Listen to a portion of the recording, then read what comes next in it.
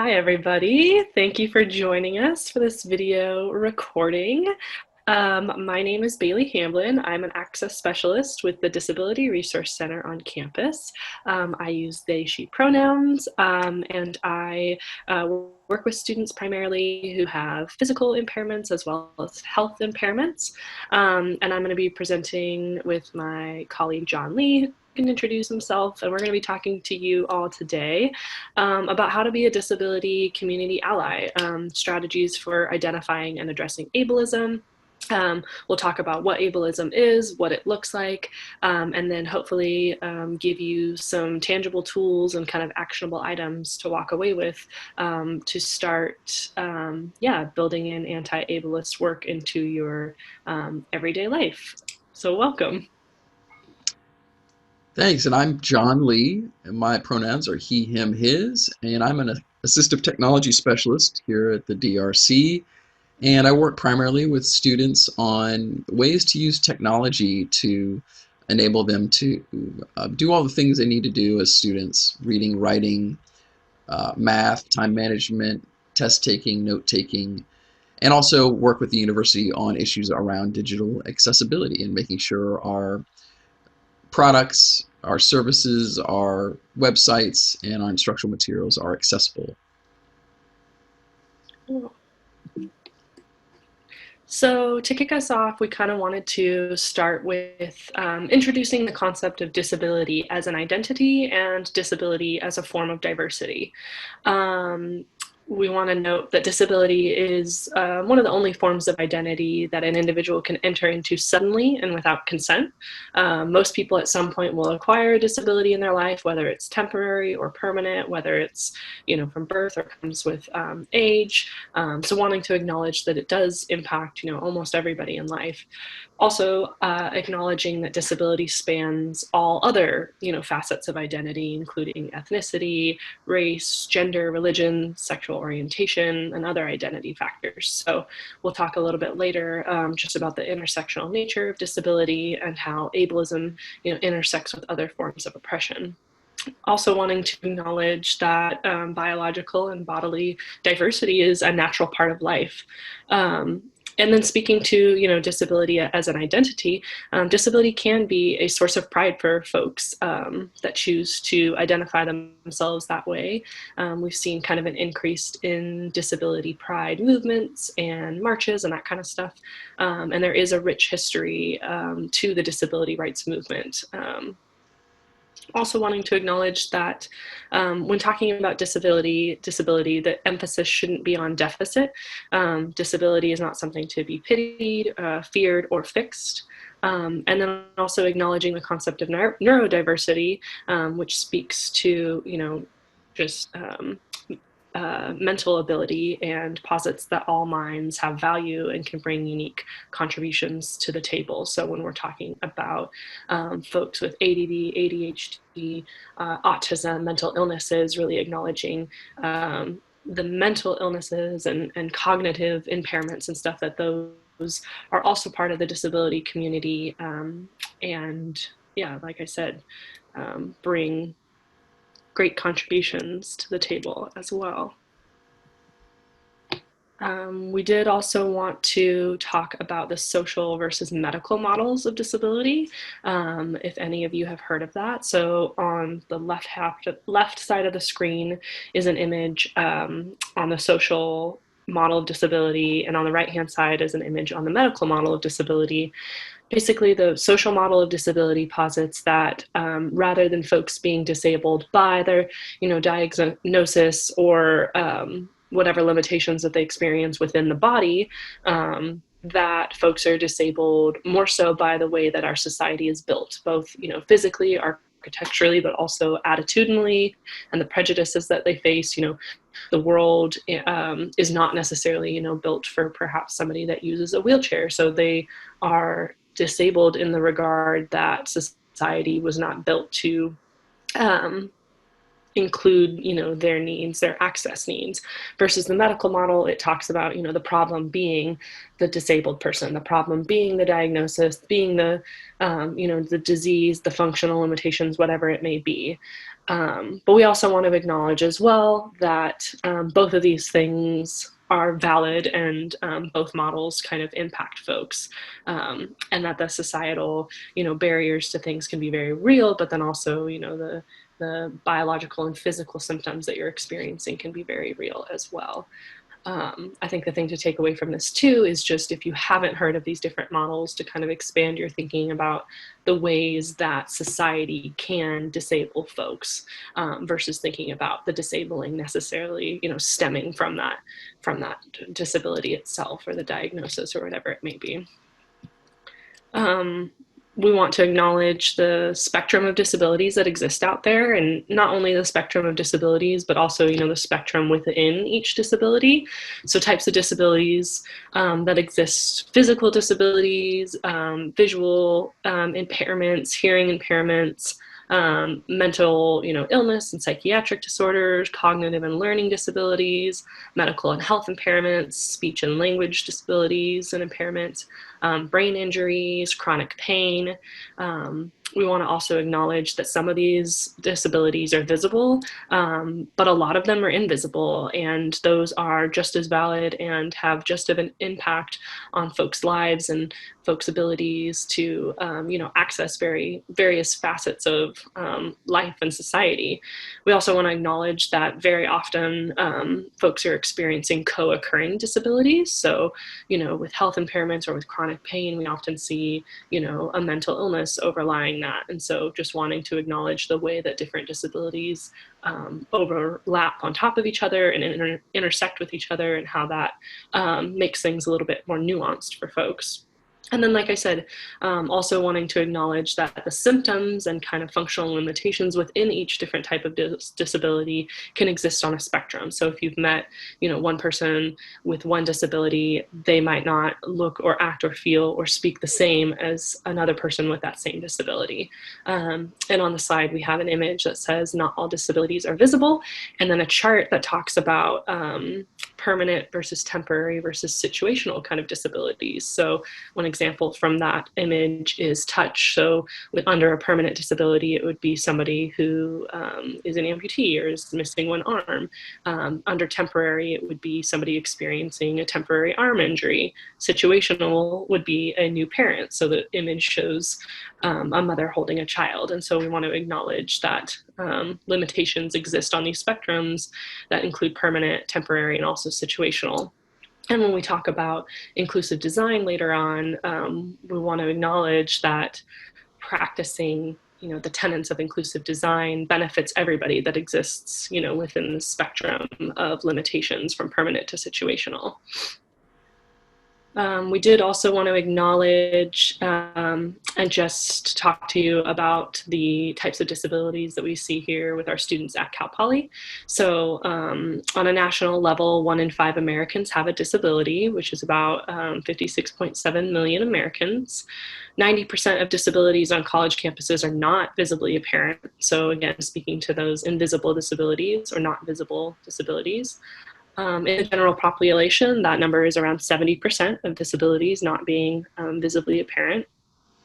DRC students comprise, I think it's about 10% now, the total Cal Poly student population, and the national average on college campuses is around 11%. And then this graph on the right-hand side kind of shows you the breakdown of the just types of disabilities that we see in our students, specifically at the Disability Resource Center.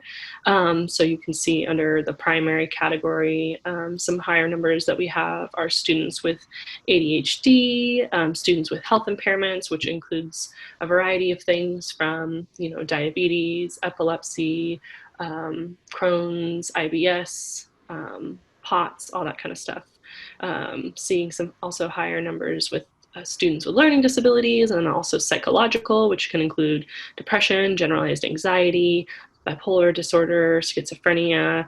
But we do see, students under every different type of disability, including brain injuries, acquired brain injuries, whether those are somewhat permanent, or concussions, students with autism, students who are blind or have low vision, deaf or hard of hearing, students with mobility impairments or physical impairments. We do see students with temporary disabilities as well. Okay, so then, of course, the big one for this particular talk is ableism, and we wanted to define that and clarify what that entails, since it's a term that's really become more prevalent over the last 10, 15 years in society, and particularly in the disability community. So we've got a definition here that we really like from Talila T.L. Lewis. And that definition on the left-hand side reads, a system that places value on people's bodies and minds based on societally constructed ideas of normalcy, intelligence, excellence, and productivity. These constructed ideas are deeply rooted in anti-blackness, eugenics, colonialism, and capitalism. This form of systemic oppression leads to people and society determining who is valuable and worthy based on a person's appearance and/or their ability to satisfactorily reproduce, excel, and behave. You do not have to be disabled to experience ableism. So I wanted to just kind of talk about some key points here, and overall, really what ableism is saying is that there is such a thing as normal or typical, and it's an ideal, and that anything that deviates from that is, pathological, it's deficient, it's defective, it's inferior, it's abnormal. And so that can tend to include disability. But as the definition states, it's not only disability that this applies to. So some key points that sort of typify that: it's a systemic, similar to something like racism or sexism, and it permeates um, all aspects of society and daily life. And we're often not really aware of it if we've been conditioned to kind of perceive the world through an ableist lens. It has its roots in capitalism, colonialism, eugenics, and anti-blackness, as the definition mentioned. So it values U.S. individualism over community and interdependence. It's connected with the American dream and this whole bootstraps mythology. Pick yourself up by your bootstraps. Very focused on the kind of the American ideal of independence, right? But you know, it, anti-ableism challenges us to ask, really, how independent are we all really? We all rely on others for different things, and that's one of the tenets of, as we'll talk about later, disability justice, is this whole idea of interdependence. It's linked with the post-industrial revolution concepts of productivity, efficiency, and competition. Again, those are key tenets of capitalism. And then it assigns value to bodies. It treats certain bodies as the standard of the norm. Deviation and difference from the norm is wrong, a problem, or defective. It treats disabled bodies as something to be feared, pitied, fixed, cured, hidden, removed. It's pervasive and very paternalistic. So again, it's that whole idea of treating anybody that particularly has a disability as something to be cared for, fixed, outside of society, on the fringes. And of course, that leads to exclusion. And that's one of the big things about ableism, is the way it has excluded disabled folks from all aspects of society. And often, those who do the excluding may not be aware that they're doing it. And ableism can be internalized, so even disabled folks can internalize that thinking because it's so pervasive, and it's something that's been around for a long time. We've just kind of developed kind of this name for helping to explain it. Next slide. So one of the key areas that manifest ableism is it's a term called inspiration porn, and this was first coined by the late Stella Young, who's a disabled rights activist, actor, comedian.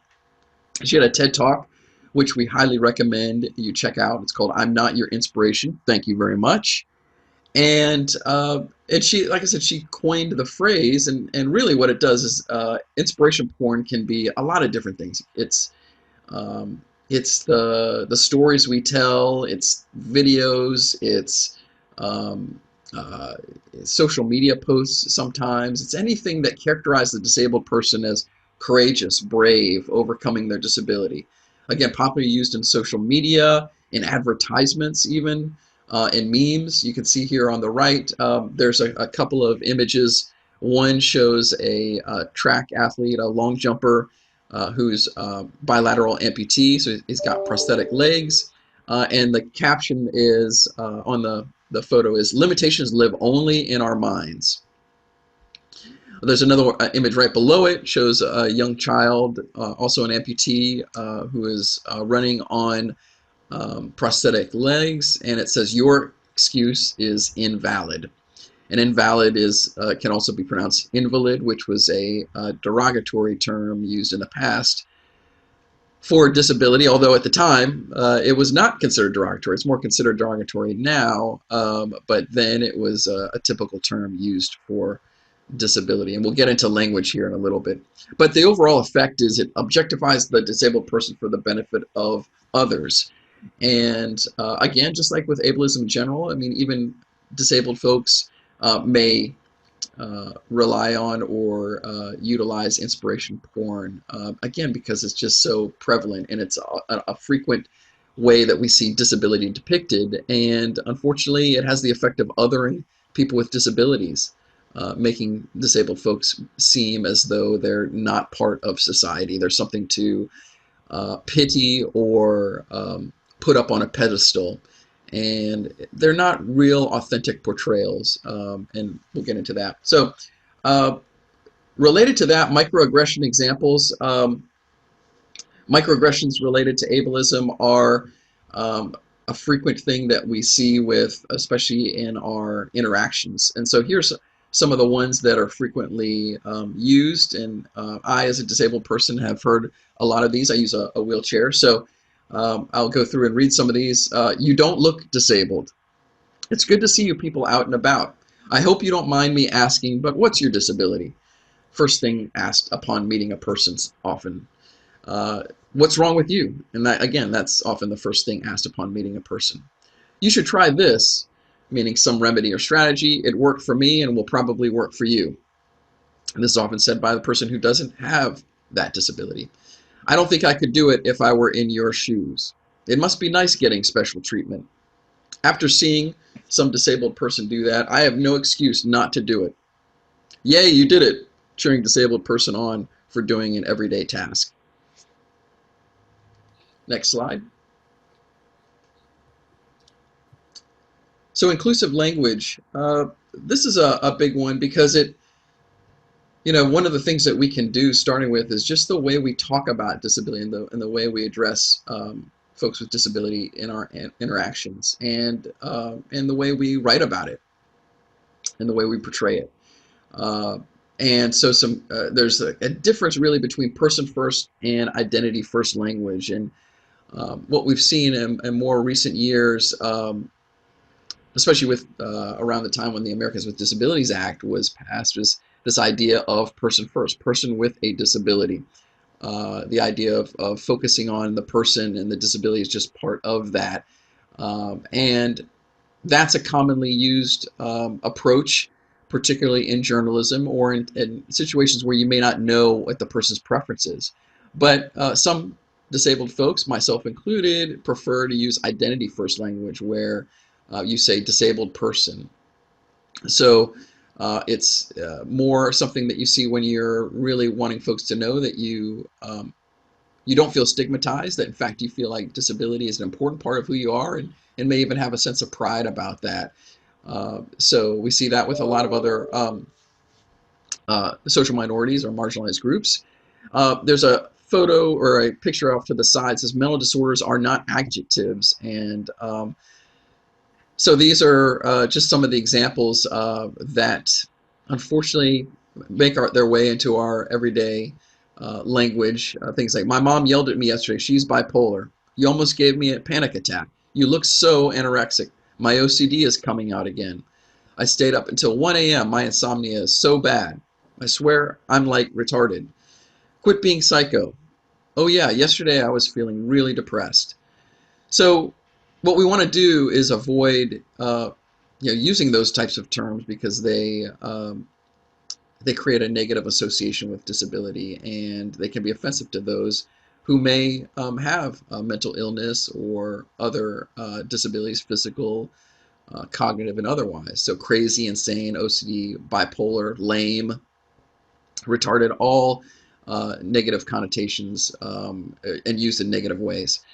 So avoid using able-bodied, differently abled, non-disabled bodied, dis in parentheses ability, afflicted with, stricken with, suffers from, victim of, defect, abnormality, deformity, handicap, courageous, brave, overcome, special needs versus functional needs. And special needs is, we see that a lot, seemingly harmless, but really a lot of folks with disabilities would tell you, I don't have any needs that are any particularly special. I have maybe different functional needs, but my needs aren't special compared to anybody else. So using the term special needs to some is seen as demeaning or offensive. And then wheelchair bound or confined to a wheelchair. I use a wheelchair, and for me, the wheelchair is a liberating device. It allows me to get out and be part of the world. Next slide. So we also want to acknowledge some other forms of ableism. So on top of just the everyday language that we use or those microaggressions that might come out through our language, these pervasive stereotypes about folks with disabilities that we might see through, again, the language that we are using on an everyday basis, but also in the media, the way folks with disabilities are portrayed in movies and TV shows and literature and whatnot. And these are stereotypes that can be limiting and confining and oppressive. So some of them include that folks with disabilities are others, that they are partial, not whole, that they're limited, that they're less than fully human, that they're unable or incapable, that they're superhuman by overcoming the odds to live a normal life, or when we talked about inspiration porn, that it is some huge, brave, courageous feat just to go about living their daily life and doing the things that they normally do. That the burden of disability is unending, and that folks with disabilities must rely on support, that disability is a sickness that's needing to be fixed or cured, that people with disabilities, especially psychological disabilities, are a menace to themselves and society, that they are a villain that must be killed or controlled. We, see this trope sometimes in horror movies or in, Halloween costumes of like the insane asylum type trope. Also, that people with disabilities, especially cognitive disabilities, are innocents who inspire others to value life. So, folks with Down syndrome or perhaps autism, that we are stereotyping them in this way. So, these are all, other forms of ableism, in that these stereotypes are limiting and that they're generalizing, a population of people and ascribing, characteristics to them that are not inherently true. We also wanted to acknowledge the many other types of ableism that can exist. So we've talked about language and attitudes and prejudice, but they, also environmental and physical barriers. So the way spaces are physically designed, social barriers, that kind of ties in with some of those, that prejudice and that language aspect of things. But what are our, policies around attendance per se, or other things, and how do those create inequitable barriers for folks with disabilities? Looking at legal and policy barriers, as I just kind of mentioned, the language, attitudes, myths, and misinformation. So this graphic that is on the left-hand side displays a wall of a bunch of different bricks, and each of the bricks are labeled with some of those different types of ableism or accessible barriers. So environmental barriers, the myths, language, social stuff. And then on the other side is depicted a couple of folks with various types of disabilities. So again, wanting to acknowledge that the system of ableism is a system, and that it can operate, systemically, because it is plugged into all these different aspects of society. It doesn't just exist on the individual level or even within the small community level. It's built into institutions, into policies, into law, and all those things kind of trickle down and influence our, language and attitudes on a daily basis. So it's very pervasive. Transitioning now, we wanted to kind of have the rest of this presentation give you a lot of great tangible things to consider and actionable items that you can use to enhance your own allyship for the disability community. So we're wanting to acknowledge that allyship is a verb. It's something that you do and something you should be doing consistently. It involves, a continual education on your part, educating yourself on these things, going out and doing more research on your own, and then finding those actionable items that you can, put into a verb, per se, as a way to enhance accessibility and inclusion. So, starting off, we wanted to acknowledge the framework of disability justice. This gives us a really great place to start from when we're considering ways to bring, accessibility and inclusion to the table. So, disability justice was the framework that was essentially kind of birthed and started by a bunch of queer disabled women of color in the Bay Area.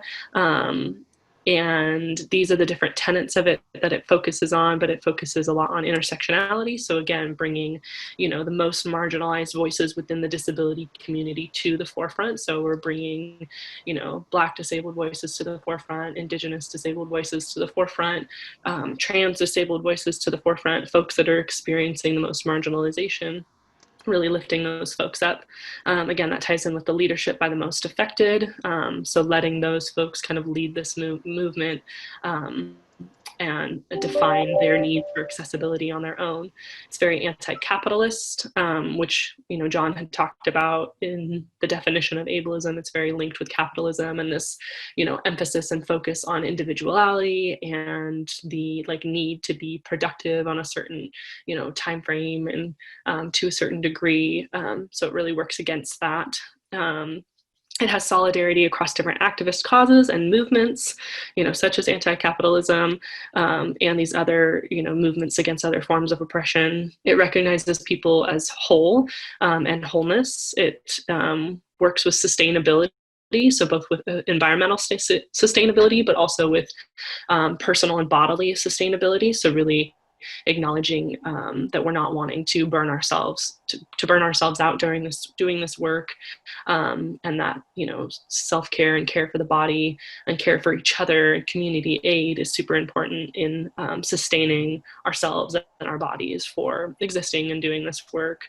It has solidarity across different disabilities, so again, really wanting to be cross disability conscious and aware and work with folks across the spectrum of disabilities. It values interdependence, like we talked about, so working against this Western ideal of individualism and really shifting to more of like a community model around interdependence and valuing interdependence and working with each other. And it also focuses on collective access and collective liberation. So these are just some tenets, and we encourage you to do more research on disability justice and read some of the texts and stuff around it, but these are some tenets that can perhaps serve as like a guiding framework for your mindset and work moving forward. So yeah, keeping with this idea of allyship and as a verb is how we design the spaces, the activities, the events, um, the materials, electronic and otherwise. How do we design those to be inclusive? And so we like this term, inclusive design, which you may have heard of a similar term called universal design. But the idea is to essentially consider who might be excluded from participating in whatever it is that you're looking at. So if it's an activity, an event, a product, a website, what have you, watching a video, um, any kind of activity, who might be excluded, who is marginalized potentially, when you only consider certain abilities when creating that activity or event or so forth. So some general reminders to think about whenever you're planning something is to consult and listen to disabled voices. So bring disability, center their needs when you're designing anything. Uplift them and bring them into the table from the start as a forethought, not an afterthought, and that's key. Is showing that you're essentially baking it into the process, right? You're not going back and trying to fix it, because it's much harder to include folks after the fact, especially disabled individuals, if you don't consider from the beginning. And when you do take this approach of thinking from the beginning, it aligns with the common disability mantra, nothing about us without us. And that's a key tenet that I think permeates through all of what we're talking about today. Accessibility and inclusivity is not a checklist. So there's certain things we're talking about that for you to keep in mind, but don't feel like, you do these certain things and everything's good. It's a very fluid and a very organic process. And the more you take an inclusive design approach to what you do, the less you really think of it as like things to check off. It just becomes a natural part of doing things. And that's where we want to get. If you've met one disabled person, you've met one disabled person, as Bailey mentioned earlier. And try to be cross disability conscious. Disability is it's not like some monolithic thing, like a homogenous thing. It's a very diverse, not only as far as other identities, but the types of disabilities that Bailey talked about earlier are very diverse, and their needs are very diverse. So consider how that plays in with what you're planning. And then avoid asking folks to perform or prove their disability. And that is an example, with if someone is using a service dog, you don't ask them to prove necessarily that what their disability is. In that case, you can ask if it's needed because of a disability, and if so, what's it trained to do? But you're not asking them to prove that they actually have that disability. And then things you want to avoid is no one would really use it. That's a common one, unfortunately. Disabled people don't come or haven't ever come to this class and event. And often the reason why we haven't attended is because there are barriers there. You might hear that too from a business that says, "Why don't I ever have anybody coming to my restaurant?" Well, if your restaurant has steps into it and doesn't have an accessible way in, then of course they're not going to show up. It's too expensive or it's too difficult. And those are, unfortunately, there can sometimes be expenses with accessibility, but often they are considerably less than what people think. And again, the more you plan ahead, the less those expenses tend to be. Trying to go and fix things after the fact is always more expensive than doing it up front. Next slide. So some examples specific to especially Cal Poly, ways you can enhance accessibility and inclusion at events in the classroom, etc. One of those is prioritizing accessible locations for any events and meetings you're organizing, especially any that might be outdoors where the terrain might be difficult, or distances that one might have to travel would be difficult from where they might park or otherwise get to the event. So consider those. And again, if you involve disabled folks in the planning for that, then you can often get some really good insights into what locations would work best. Advertising a contact for attendee access needs. So, you want to be upfront. One way of showing you're inclusive is to show that, hey, I'm thinking about the needs of disabled people, and I'm doing that by asking people to let us know ahead of time if they have any needs. And so, that might be needing a sign language interpreter, or you might need to make sure that there are accessible tables or flexible seating or accessible parking, anything like that. Or if someone needs something in a different format, if they're blind or have a visual disability otherwise, that you're providing it in an electronic format that they're going to be able to use their technology to read aloud. Practice inclusive social media practices, including image descriptions and using camel case, which is capitalizing that first letter in each word for hashtags. And that's important because for someone who's blind that uses a screen reader to read things aloud, the screen reader will properly read your hashtag if it uses camel case. And image descriptions, same thing. If someone is unable to see the photo or image that you're posting in social media, then it's really important to describe what is important in that image. And you can do that right in the post itself.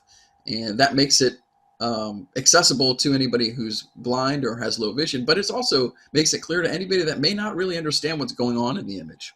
And then activities, look at activities at various levels of physical exertion or providing alternative options. And then the pace, building in time for breaks, rest, transportation, and personal care.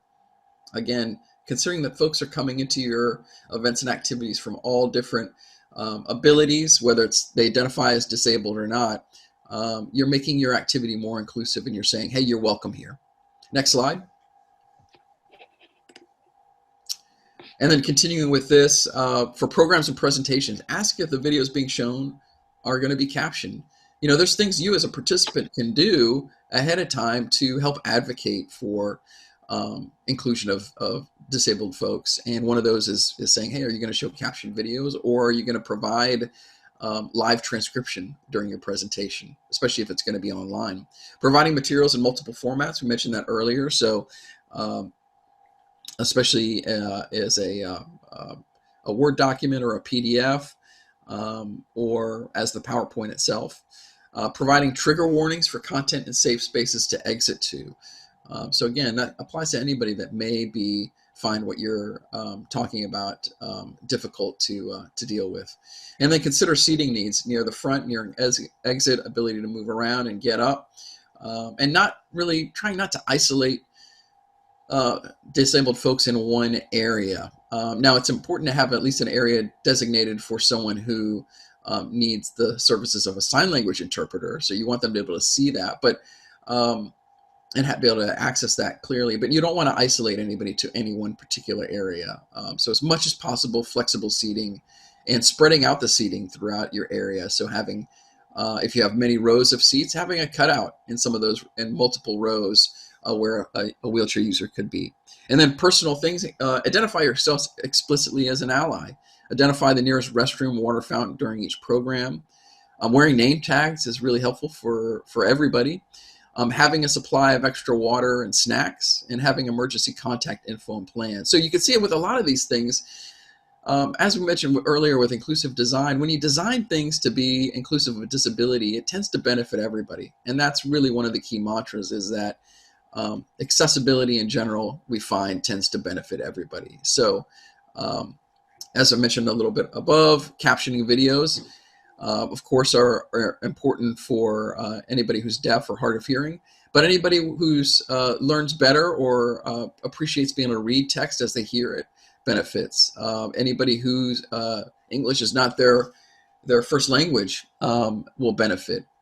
Anybody who tends to be in a noisy environment, or an environment where they need to have the sound turned off, is going to be able to access that information with captioning. So thinking inclusively for disability benefits everybody. Next slide. So the next couple slides we have give you, again, just some more like tangible action items you might want to take. These can be perhaps just personal, like pledges that you make to yourself, if you want to pick a couple of these to try to practice out. We think that those would be great to build into your everyday life, and kind of try to make a commitment to yourself to practice some of these things. So one would be just increasing your understanding of disability as a social construct, again, speaking to that social model of disability we mentioned earlier, and familiarizing yourself with the different types of barriers that exist to accessibility, including physical, digital, attitudinal, and policy barriers. That serve as barriers to participation in all aspects of societies that folks with disabilities often encounter. Commit to learning more about disability rights, the disability rights movement, about disability justice that we mentioned, the leaders of these movements through podcasts, social media, books, etc. And at the end of the presentation, we have a couple slides that give you great podcasts, YouTube channels, some folks to follow on Twitter, some conversations, hashtags to follow on social media, as well as some books. Another one would be to commit to using inclusive language, so avoiding some of those ableist terms we mentioned in all forms of communication, and considering applying the ableist jar idea in your daily life, which I think is when, ableist terms or slurs are mentioned or whatever, you put money into the jar, and then I think the concept is you donate those funds to, a disability rights or justice organization of your choosing. Another one would be to spotlight and amplify disabled voices, disability culture, and hot button disability issues on social media, and then your areas of participation and influence, including your classroom, where you work, where you volunteer in different, religious settings, through your family, through your friends, and in your social spheres. So really just trying to like bring up these conversations, bring up these issues, talk about them a little bit more, do your own education, share them with folks via, social media and in conversations, to get folks talking about things more. Other things you might consider, including disability in your diversity related dialogues, initiatives, activities, and events. Advocate for disabilities inclusion whenever you notice its absence. That could be through events on campus, that could be in conversations within your classroom. If you, notice a reading list on your syllabus in one of your classes and it's missing disabled voices, bringing that up. Committing to bringing some of those voices or topics into, club meetings or organizational meetings and conversations, and remembering that disability intersects with all other marginalized identities. So these conversations and these topics and disabled voices can really be brought into all, diversity and inclusion work that we're doing. Another commitment you could make would be to make accessibility a forethought rather than an afterthought. So if you're designing or planning anything on campus or even in your personal life, or again, in social spheres, in your, religious settings, really making a commitment to this. So taking a look at the physical spaces, classroom offices, your residential hall, the digital spaces that you have influence over. So websites, social media, documents, stuff in your classes, whether it's your readings, assignments, that kind of stuff, events and other activities. Commit to going beyond the, just kind of bare ADA compliance and really embrace this notion of inclusive design, and work to make things as accessible and inclusive as you can, because as John mentioned, this will really benefit, not just folks with disabilities, but a variety of different types of folks. And then we're really making a move towards, this inclusive design that benefits everybody. Another commitment would be to call out microaggressions and barriers to disability access when you see them or encounter them. So, the notion of seeing something and then saying something about it, being an active bystander, and really attempting to celebrate and support efforts to foster accessibility inclusion for folks with disabilities. A couple more things you could commit to, just ideas. Consider where policies and practices in your areas might be biased toward able-bodiedness and able-mindedness. Brainstorm ways to update those policies and practices to be more inclusive, especially to folks with disabilities.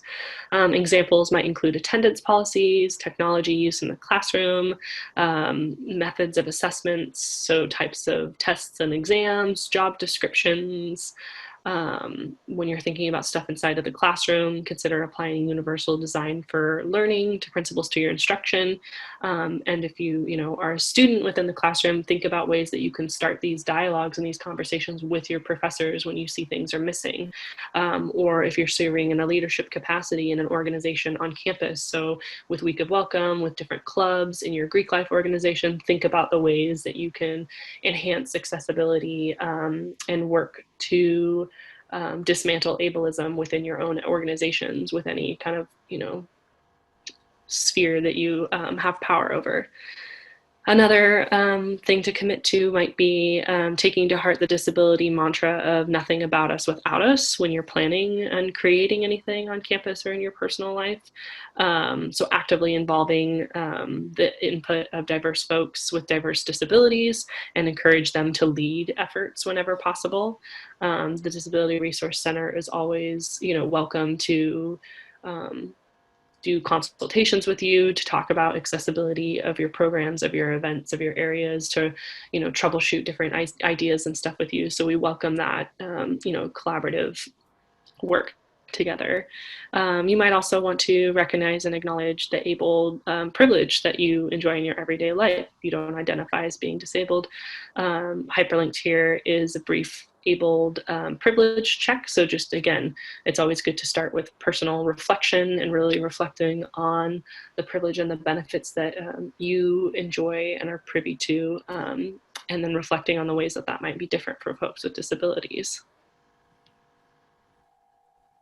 Yeah, so as Bailey mentioned earlier about disability justice, one of the things you can do as part of your allyship is to really learn about a lot of the folks out there that are leading this movement. And you can do that through social media. Follow them on social media through Twitter, through Instagram, through Facebook. And so here are some names, and there's a couple of pictures off to the side. The top photo is of one of the activists, disability justice activists, Leroy Moore, who is the founder of Crip Hop. And below his photo is a photo of Alice Wong, who actually just published a book. She's the founder of the Disability Visibility Project. So I encourage you to follow her on Twitter or Instagram. Victor Pineda, the founder of World Enabled. Patty Byrne was one of the co-founders, along with Leroy Moore, of Sins Invalid. And Sins Invalid, incidentally, performed at Cal Poly several years back. Haben Girma spoke at Cal Poly in 2016. She's the first deafblind graduate of Harvard Law School, and she's a prominent accessibility and disability rights advocate who travels across the world to speak and raise awareness about disability and accessibility issues. Next slide. Continuing on with some more leaders in disability justice. At the top, there's an image of Lydia X. Z. Brown, who's an Asian American autistic disability rights activist and is an individual who has that link that we mentioned earlier about the abled privilege list. Lots of great resources on their website. And below that is a photo of Valissa Thompson, a creator of Disability to White hashtag. Some other names, Rebecca Coakley, Disability Policy for Center for American Progress. Mia Mingus, prominent writer, educator, community organizer for disability justice. And Karima Sevic, I'm not sure if I pronounced that right, the creator of Autistic While Black. Next slide, please. And related to following individuals is some of the important conversations that are currently happening in the disability community. And we've got some listed here: accessible organizing, hashtag accessible organizing means, hashtag actually autistic, hashtag autistic while black, hashtag crip the vote, hashtag deaf in prison, hashtag criminalized disability, hashtag disability to white, hashtag disabled Latinx, hashtag disability solidarity, hashtag intersectional Crips. And then off to the side, we have just an image of basically a screenshot of some Twitter account. Next slide. And some great podcasts and YouTube channels out there where you can really get some current and varied information about a lot of different disability issues. And so we've got some listed here. There's a couple of photos off to the side. Top photo is Andrew Gurza, who does the Disability After Dark podcast. And the photo below his is Annie Eleni Segara, who does a YouTube channel. And so we've got a list of some ones that we've curated. Disarming Disability is a podcast. Disability Visibility Project is a podcast that's done by Alice Wong. I mentioned Disability After Dark. Then some YouTube channels. Clara Wineland does the Clarity Project. Zach Anner is a comedian with cerebral palsy. Annie Eleni Segara. Jessica Kelgren Fozard, then Squirmy and Grubs, which is a interabled relationship YouTube channel, but again talks about all issues around disability. And then a great episode on Decoded, the Decoded episode on disability. Next slide. And just some further readings. A list of books here that Bailey and I have kind of curated. And I believe Bailey is doing a book circle on this, and we'll be doing some more going forward on Care Works, Dreaming Disability Justice by Lee Lakshma Pipsna Samarashina. I probably mispronounced that. I apologize. Extraordinary Bodies, Figuring Physical Disability in American Culture and Literature. This book by Rosemary Garland Thompson. prominent professor in disability studies. Academic Ableism, Disability and Higher Education by J. Timothy Dolmage. Mad at School, Rhetorics of Mental Disability and Academic Life by Margaret Price. Crip Theory, Cultural Signs of Queerness and Disability by Robert McRuer. Disability Rhetoric by J. Timothy Dolmage. Crip Times, Disability, Globalization, and Resistance by Robert McRuer. Sex and Disability by Robert McRuer and Anna Mallows. Neurotribes, The Legacy of Autism and the Future of Neurodiversity by Steve Silberman. Next slide.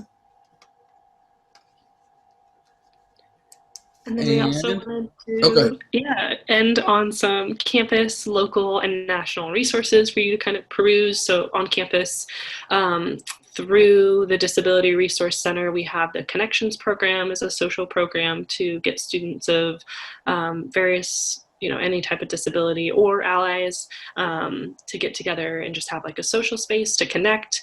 We also run the Autism Student Network and a couple different networks at different times, throughout the academic year. We also have a Disability Faculty Staff Association for faculty and staff, or even if you're a student who's looking to connect with, other faculty and staff that have disabilities, maybe as mentors. There's our Facebook page that you can check out. In the local community, these are a couple organizations that exist: Access for All, the Central Coast Assistive Technology Center, Central Coast Autism Spectrum Center, Central Coast Deaf Events and News has a Facebook group. Partners in Equestrian Therapy, the Runabout Paratransit System, the Ranch Slow, United Cerebral Palsy It's Slow, wheelchair, and then there's a wheelchair rider's guide to the Central Coast linked there as well. So some great resources to check out in the area, and there's definitely more. On a national level and global level, these are some resources that you might want to Google and just do some additional reading. The ADAPT organization, Ramp Your Voice, the Disability Visibility Project, Invisible Disability Project, the DSA's Disability Working Group, the National Black Disability Coalition, the National Coalition for Latinxes with Disabilities, Asians and Pacific Islanders with Disabilities of California organization, HEARD, which is helping educate to advance the rights of the deaf communities, the Harriet Tubman Collective, which is a collective of Black, deaf, and disabled organizers, and the Depressed While Black organization. And I believe that is it. We also, again, as I mentioned, encourage you to reach out to the Disability Resource Center at any point. If you go to drc.calpoly.edu, you can find all our staff contacts. So you can find John and I's contact information if you ever want to shoot us an email or give us a call and work together if you have questions. We also encourage any students who identify as having a disability or certain functional limitations to apply for services. You can schedule an informational appointment with us as well if you think that you're eligible or just want to learn more about what accommodations look like. We definitely welcome that and encourage that as well. And then we will also have an accessible PDF version of this PowerPoint for you to thumb through so that you can access some of those hyperlinks. And again, thank you for your time engaging in this content, and we really encourage you to go a step further and continue doing research and learning and reading on your own, and to bring these conversations to your social spheres and make some of those commitments to enhancing accessibility where you see it might be missing on campus or in your personal life. Any last things to add, John? I think you summed it up great, Bailey. Thanks a lot. And yeah, definitely check out our website, drc.calpoly.edu, for other videos that we've done, our disability tapas presentations. If you want to learn more about disability that we're talking about through the DRC, you can see some of our previous recordings. And keep an eye out for future disability tapas presentations coming to you this fall. Thanks a lot.